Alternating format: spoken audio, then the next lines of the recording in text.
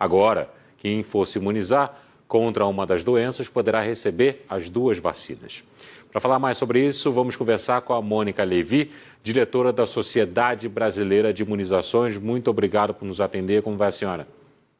Boa tarde, obrigada. Então, doutora, justamente essa explicação que eu gostaria de ouvir com um especialista como a senhora a respeito da suspensão da restrição que antes tínhamos. Qual foi o motivo? Os estudos avançaram nesse sentido de interação entre as vacinas? Na verdade, não é baseado em estudos, é baseado em experiências, né? No início da vacinação no Brasil e no mundo, a gente precisava de um controle muito rígido do monitoramento, da vigilância de eventos adversos que as vacinas Covid pudessem causar. E isso era mais facilitado quando você faz essa vacina isolada. Além disso, não tinha estudo de aplicação simultânea da vacina Covid, de qualquer uma delas, com as vacinas rotineiras, as demais vacinas. Então, foi estipulado, por essas questões, esse intervalo de 14 dias. Mas já não era uma contraindicação absoluta. Se houvesse uma situação de emergência, como um acidente que pudesse causar o tétano, uma situação de risco para acidentes com animais peçonhentos, tivesse que tomar um soro antiofídico, uma profilaxia da raiva, era para desconsiderar esses 14 dias e fazer em qualquer intervalo com as vacinas Covid. É de praxe já nos calendários vacinais a gente ter vacinação simultânea. Simultânea é quando se aplica duas ou mais doses de vacinas na mesma visita.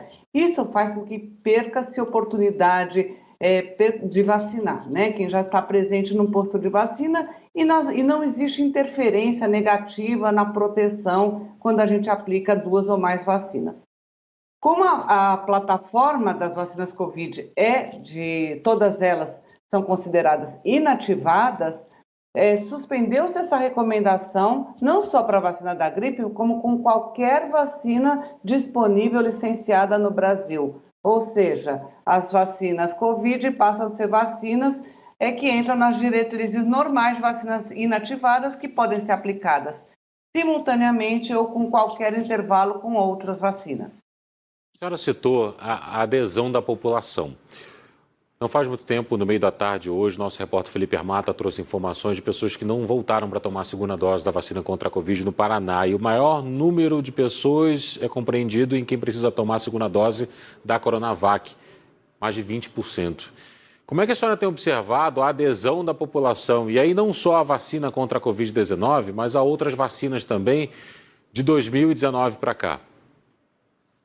Na verdade, em relação às vacinas do calendário rotineiro, principalmente de crianças, que a gente tem esse monitoramento muito mais rígido, vigilância de coberturas vacinais muito mais para crianças, a gente vinha vindo um decréscimo desde 2016 nas coberturas vacinais, sendo que em 2019, antes mesmo da pandemia, nenhuma das vacinas que compõem o calendário infantil atingiu a meta. A meta é o percentual da população-alvo que tem que estar vacinado para aquela doença continuar sob controle, evitar surto ou até mesmo eliminar a circulação de determinada infecção. Então, nós já vínhamos vendo isso acontecer. E, obviamente, a chegada da pandemia com todas as recomendações de distanciamento social, fique em casa, vieram agravar esse cenário e a gente realmente despencou nas coberturas vacinais.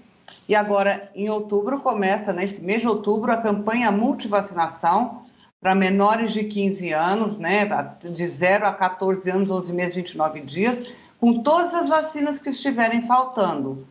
E os adolescentes vão ser contemplados, né? Então, se a gente considerar que dentro dessa campanha multivacinação vai ter adolescentes que também devem receber a vacina Covid, 12, 13, 14 anos, já é a idade de vacinação de Covid, a gente precisa não perder oportunidade e, nesse sentido, a vacina Covid vai ser aplicada simultaneamente com o que mais estiver faltando.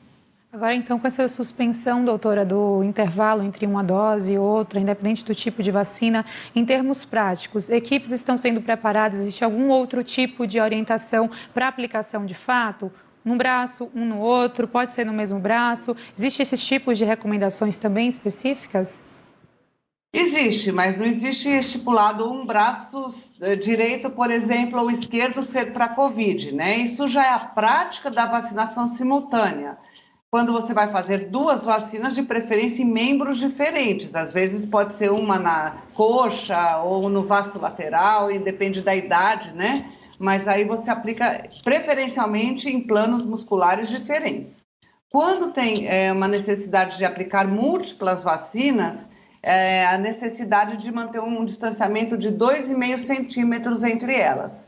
Isso não é uma novidade, tá? Nossa rede, nosso pessoal da ponta, né, que estão nas salas de vacinação, nas UBS, já conhecem essa prática, ela já existe há muitos anos e nós temos experiência com a aplicação simultânea. O que tem é que ficar atento com as vias, né? Qual que é intramuscular, qual que é subcutânea, enfim, qual tem restrição de localização, que não deve ser aplicada, por exemplo, na nádega e preferencialmente no braço, se não for no braço, no vasto lateral da coxa. Então, essas coisas tem que se manter a atenção em que local que é aplicada cada uma das vacinas. Mas se precisar de duas aplicações no mesmo braço, pode ser feita sim com 2,5 centímetros de intervalo. Doutora, hoje a Fundação Oswaldo Cruz lançou um boletim falando sobre a estabilização de casos da Covid-19 no país. E esse mesmo boletim mostra que as regiões Nordeste e Sul têm aumento de infecções em crianças de 0 a 9 anos. Como dentro da Sociedade Brasileira de Imunizações a discussão sobre vacinação de crianças se dá? Há essa discussão? Há algum posicionamento da Sociedade Brasileira de Imunizações? Até o momento não há esse posicionamento. Não, há sim, existe nota técnica da Sociedade Brasileira de Pediatria, da Sociedade Brasileira de Imunizações, enfatizando que as crianças e adolescentes devem ser incluídos na vacinação, sim. Eles também, embora percentualmente a proporção de casos graves de morte seja muito, muito inferior aos idosos ou aos imunocomprometidos ou a quem tem alguma comorbidade, eles também estão sendo vitimizados pela Covid. A gente tem, desde o início da pandemia, mais de 2.000 óbitos em menores de 18 anos. Isso significa que há uma importância também para essa faixa etária como vítima da doença. Mas, além disso, para diminuir a circulação, para a gente ter um efeito na comunidade de diminuição do número de casos, é óbvio que quanto mais gente tiver vacinada, melhor vai ser o resultado. E, nesse sentido, adolescentes e crianças fazem parte da cadeia de transmissão. E só para fechar, então, doutora, a importância, então, não só da adesão por parte do grupo que não é tão aderente, assim, a tipos de vacinas diversos, mas também a esse reforço contra a doença, que a gente já tem mais de 40% da população completamente imunizada. Isso também é um gás a mais para esse nosso Plano Nacional de Imunização acontecer, certo?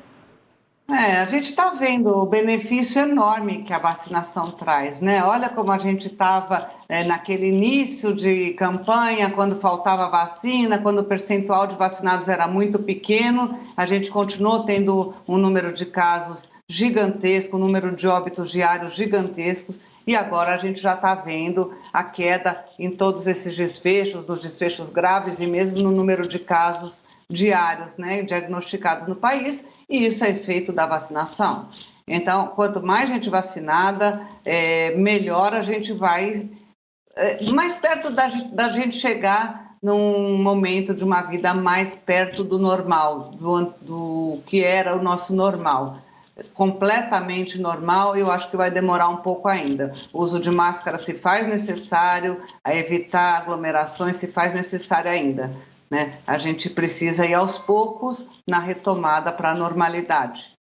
Uma vez eu conversei com o psicanalista Christian Dunker e ele estava falando sobre essa volta ao normal. Ele falou, tem muita coisa que para muita gente é algo completamente novo. Para as crianças, então, nem se fala. Então, a ideia de normal vai ser uma ideia também completamente nova a partir do momento da reabertura. Doutora Mônica Levi, da Sociedade Brasileira de Imunizações, muito obrigado pela entrevista. Uma boa tarde para a senhora. Obrigada. Boa tarde, obrigada a vocês.